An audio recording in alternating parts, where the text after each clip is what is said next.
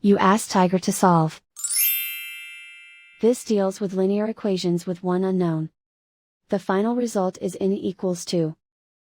Let's solve it step by step. Simplify the expression. Group like terms. Simplify the arithmetic. Swap sides.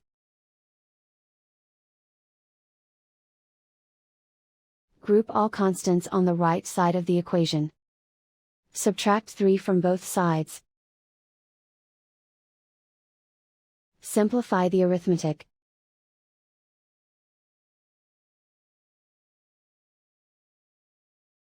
Isolate the n. Divide both sides by 9. Simplify the fraction. Find the greatest common factor of the numerator and denominator. Factor out and cancel the greatest common factor. And so the final result is n equals 2.